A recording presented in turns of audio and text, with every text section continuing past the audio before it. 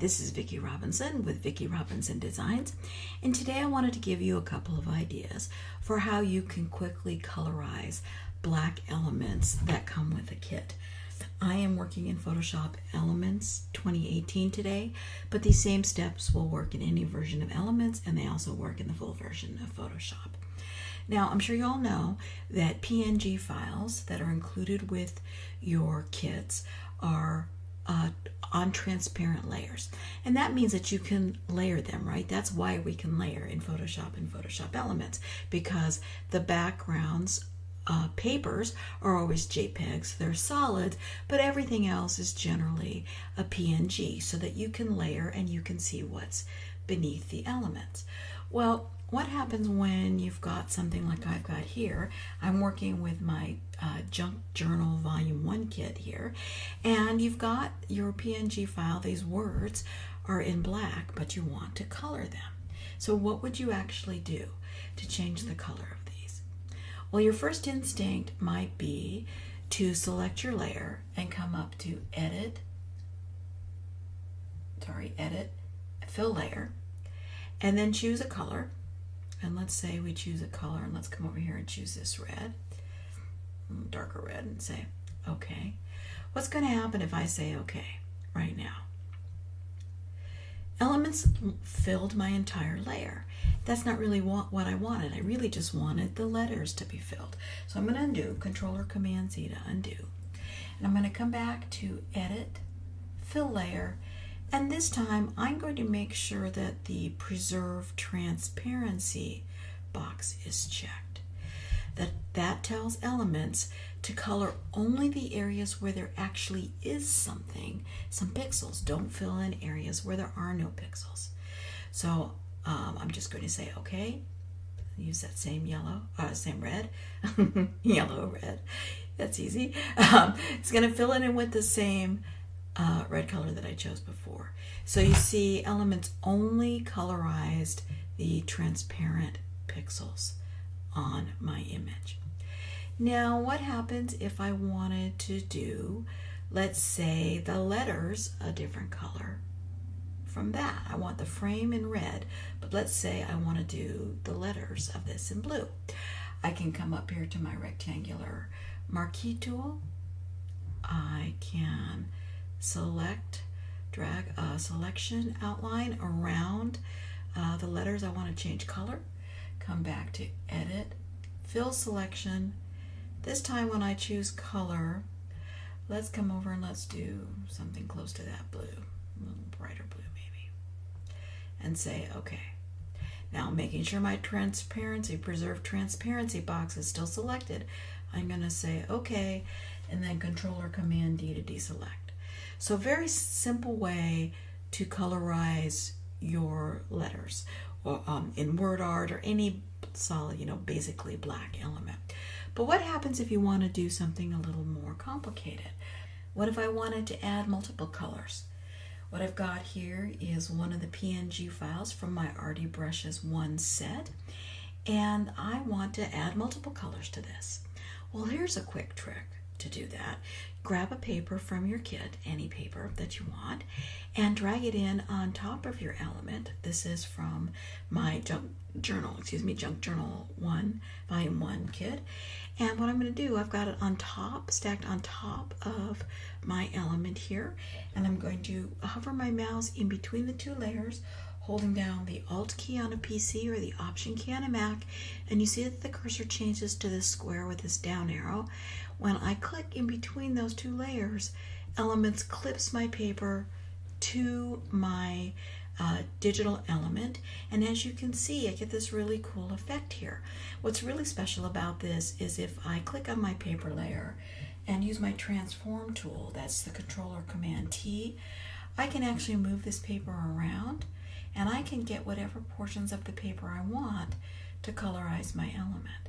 So that's kind of a real quick, fun way to create an element that coordinates with your kit without having to colorize those pieces individually. Now, if I want to do that, let me show you that one more time. To unclip, you want to do the same thing. You want to hover your mouse in between the two layers, hold down the Alt key on a PC and Option key on the Mac, and you'll see now it's got that little cross through the arrow. It means you're going to basically undo what you've done. So when you click, it'll release the clipping mask. So Alt, or the clipping, yeah, it's a clipping mask.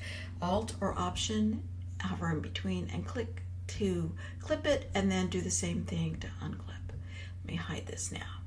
What if we wanted, though, to choose some random colors for this element? I could grab a brush and a color and actually start painting on this layer. And let me show you how to do that. Let's go ahead and choose B for the brush tool. And I'm going to come from the basic brushes. They're listed here with all your brushes that come loaded. I'm going to choose a basic brush, and I'm going to scroll down here to a soft round brush. These, see how defined the edges of that brush are? That's a hard brush. But when you see something that has all these sort of fuzzy edges, that's a soft brush, soft round one. Let's choose this one for no particular reason other than the size is not too bad. And I'm going to make sure my opacity is set at 100%. Let's choose a color. Matter of fact, let's show this paper here. Let's choose this color here. That color. No, that color. No, that color. Okay. And I'll hide this again.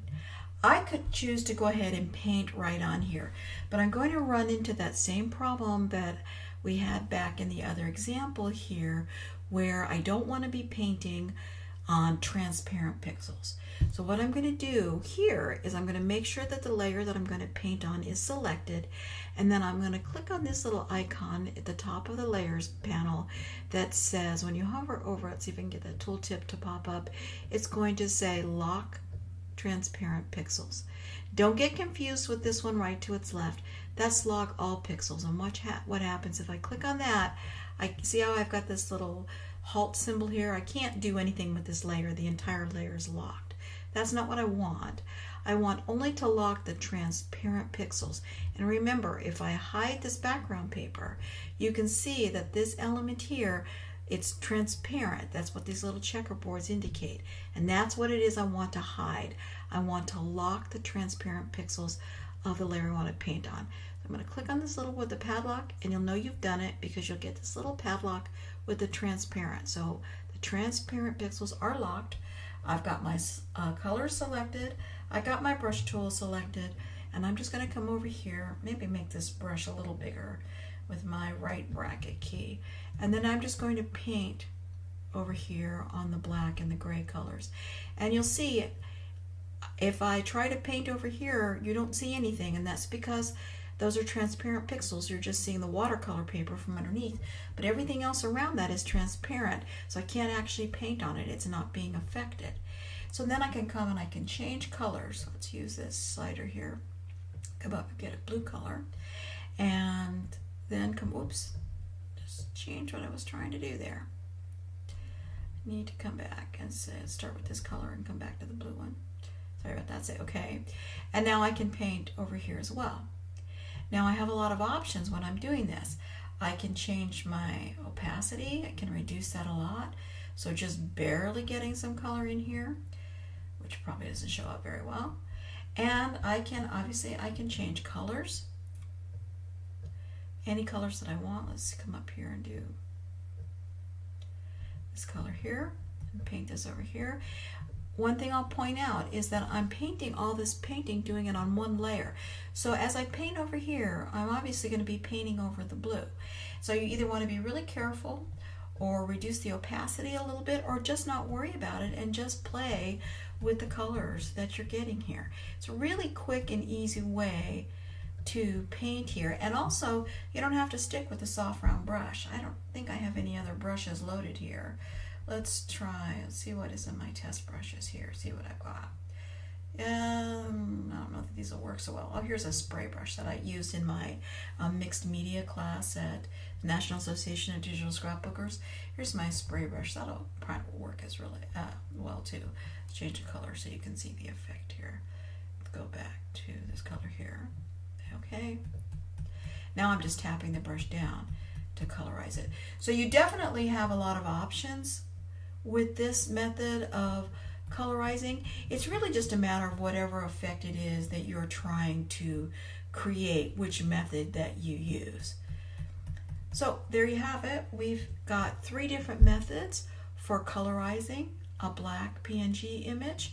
We have used the Edit Fill dialog box and making sure that we have preserve transparency selected so that we only colorize the image, the part of the layer that has pixels on it.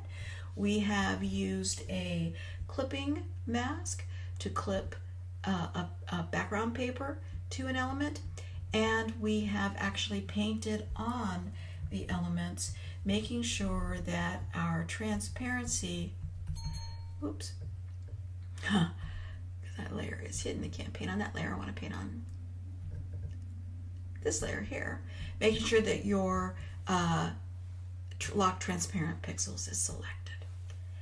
I hope you enjoyed this tutorial. Thanks for watching.